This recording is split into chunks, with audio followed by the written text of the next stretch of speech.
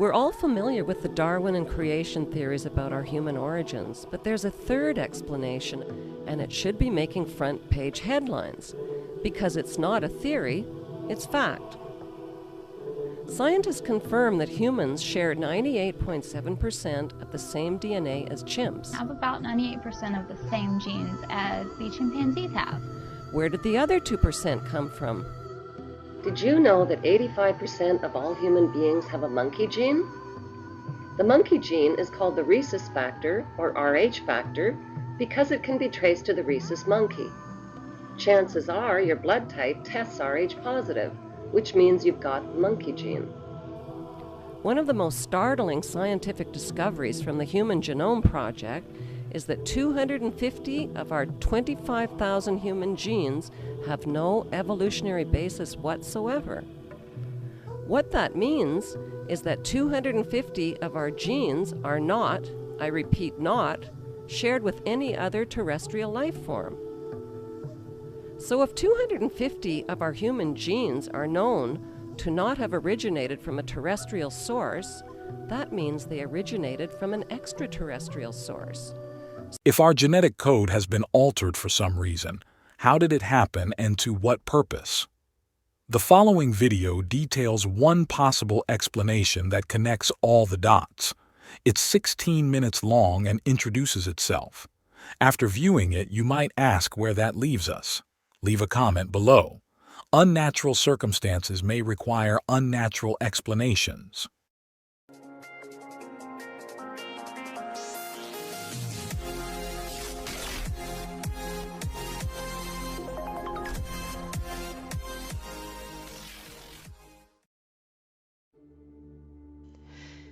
Have you ever wondered why schools teach so little, if anything, about the world's first advanced civilization?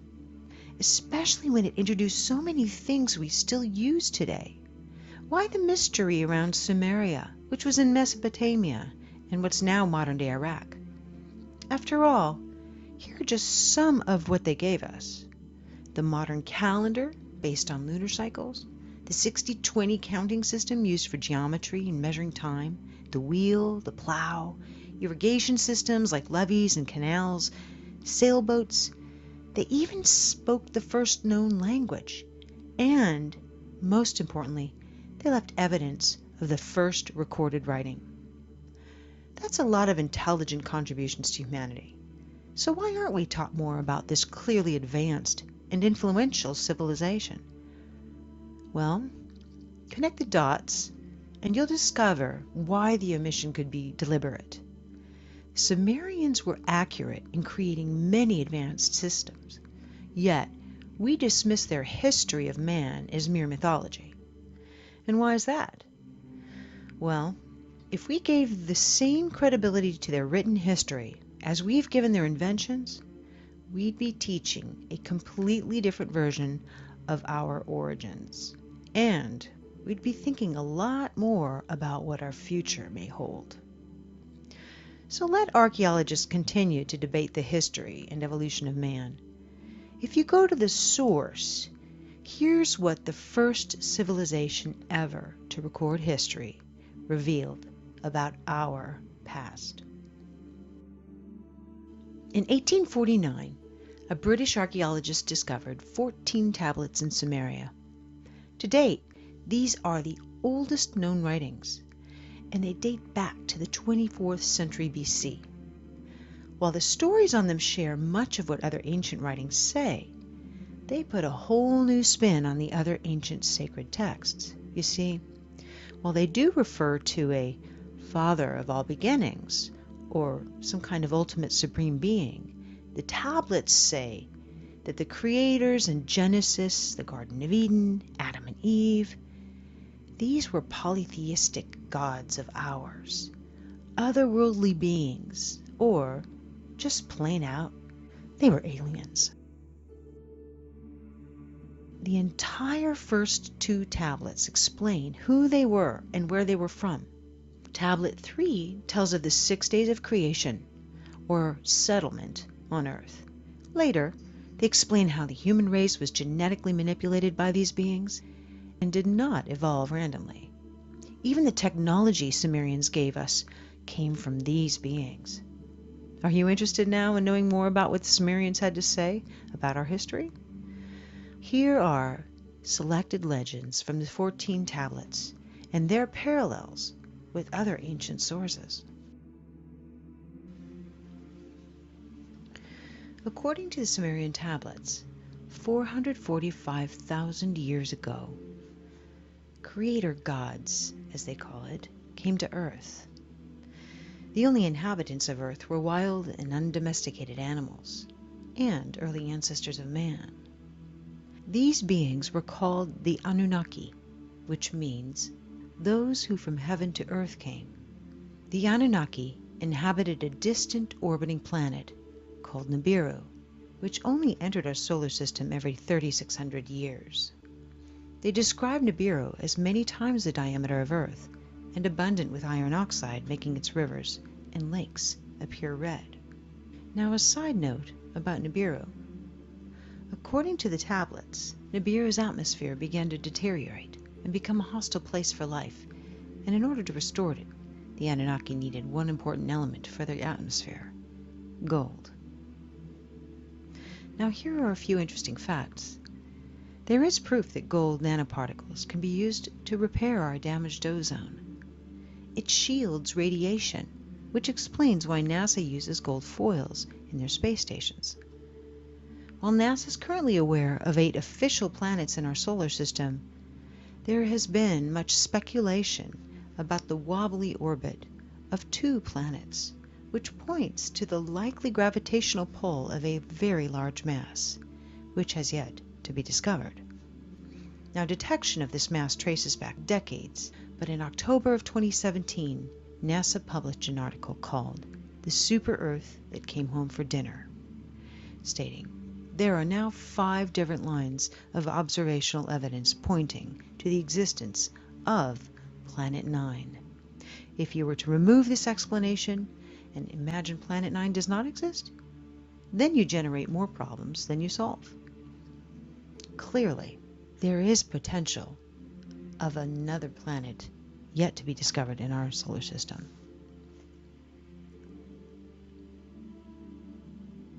Now, when the Anunnaki arrived, they were capable of living lives that spanned hundreds of thousands of years. They created a mining settlement they called Eridug, Earth Station 1, in the Persian Gulf, under a leader named Enki. The tablets convey, after a kingship descended from heaven, it was in Eridug. These visitors were not alone. They brought another extraterrestrial race with them. They were called the Igigi, and they worked as their slaves. The Igigi were considered inferior. They served the Anunnaki by mining gold. As civilizations grew, the Igigi endured crushing labor.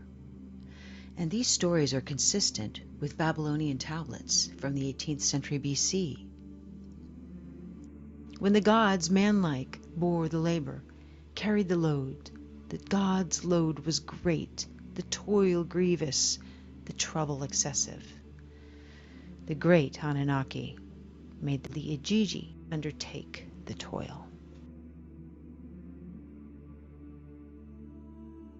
After many centuries, the Igigi rebelled, mistakenly believing they could overcome these oppressive masters. Their defeat almost completely annihilated their race, leaving the Anunnaki without a workforce. Unable to replace the Igigi, Nibiru's ruler, Anu, ordered his son Enki to genetically engineer a new slave race, one that was intelligent enough to perform complex work but still be subservient to the Anunnaki. His experiments are recounted in detail in Atrahasis. Many unique creatures were created. Enki finally successfully met his goal, and the result? A genetic hybrid between Earth's caveman, Homo erectus, and the Anunnaki themselves. This hybrid we call Homo sapiens.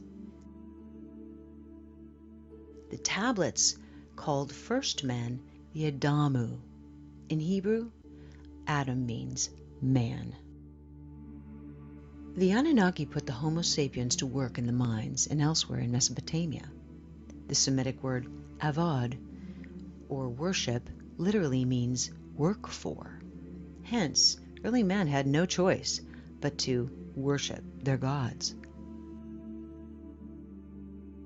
According to the pictographs and texts, these Anunnaki, who we know lived many centuries, were giants compared to the Homo sapiens.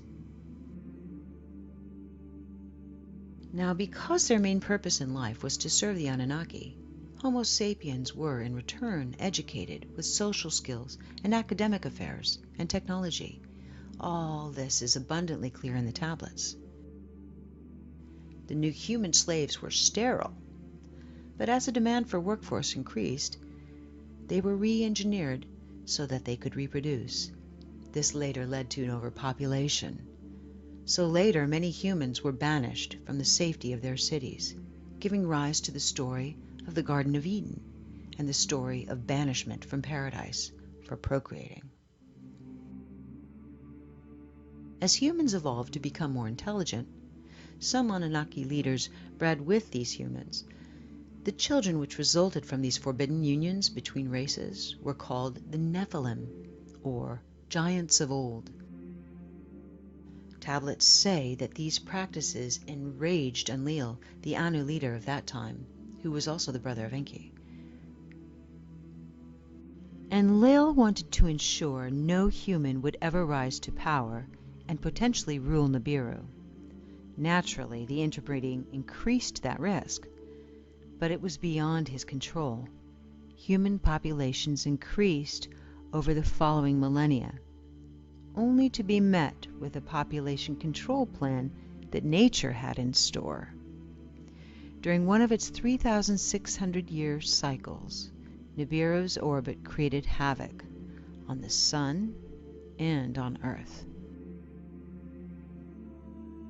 Nibiru is also called the Destroyer in the Kolbrin, which is an ancient gospel found in Scotland that was omitted from biblical text, much like the Dead Sea Scrolls were.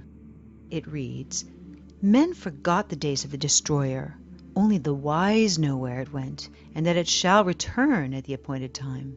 The Destroyer, its color, bright and fierce and ever-changing, was an unstable appearance, a fierce body of flames."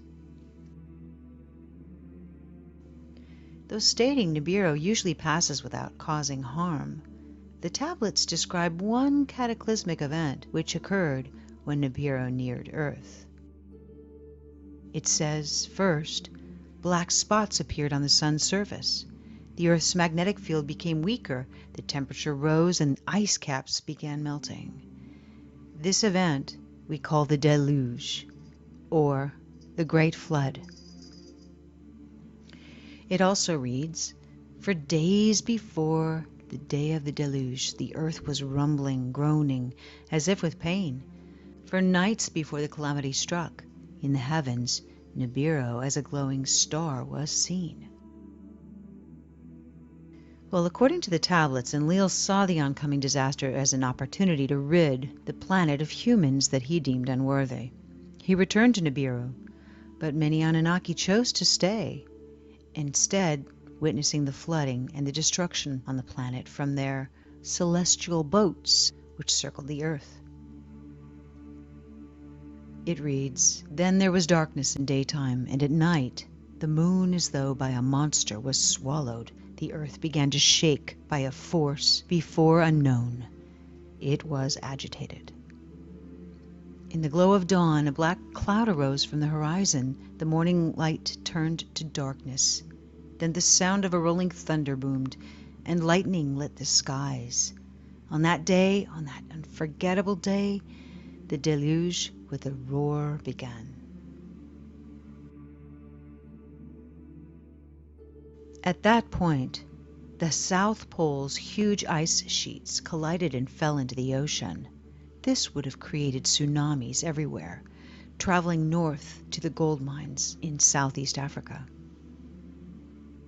The tidal wave continued north until it reached and submerged the city of Eden, one of the first Anunnaki settlements on Earth, now located somewhere at the bottom of today's Persian Gulf.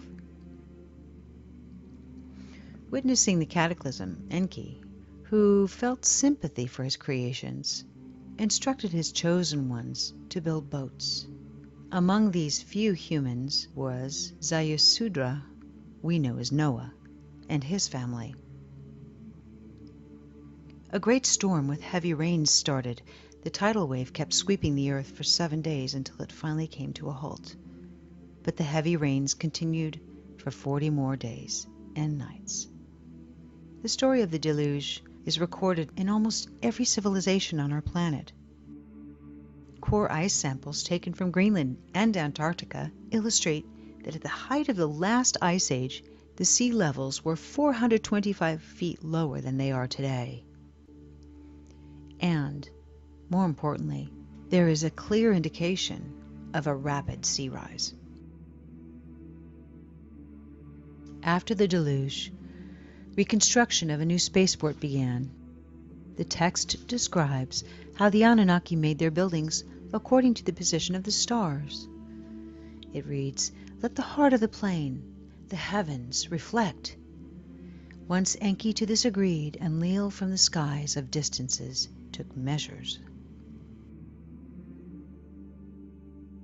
Indeed, the pyramids, now questioned to be much older than originally determined, and many other ancient monuments are, in fact, aligned to the stars.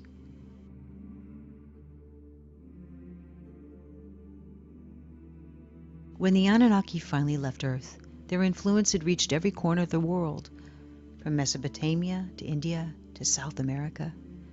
Before they left, they gifted humanity the Sumerian civilization, which was inexplicably advanced for its time, having made a sort of a sudden appearance as a mature and highly organized culture that came out of nowhere. The Anunnaki taught the Sumerians their way of life and established monarchs. Now here's where it gets interesting.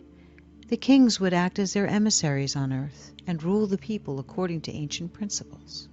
Unbeknownst to man, royal bloodlines were genetically manipulated by the Anunnaki. This would in turn explain the strong aversion by nobility to interclass breeding. Some people speculate that the Anunnaki have deceptively managed to control the Earth through this selective breeding of nobility for centuries, millennia. Others speculate that, as the tablets indicate, Nibiru may once again come close to our planet, and then the Anunnaki will return and restore rule over the slave race they created. This would explain the secrecy around the Sumerian recorded history. Either way, 3,600 years approaches a new cycle. So now that you know what ancients reveal about our origins, perhaps you'd like to decide.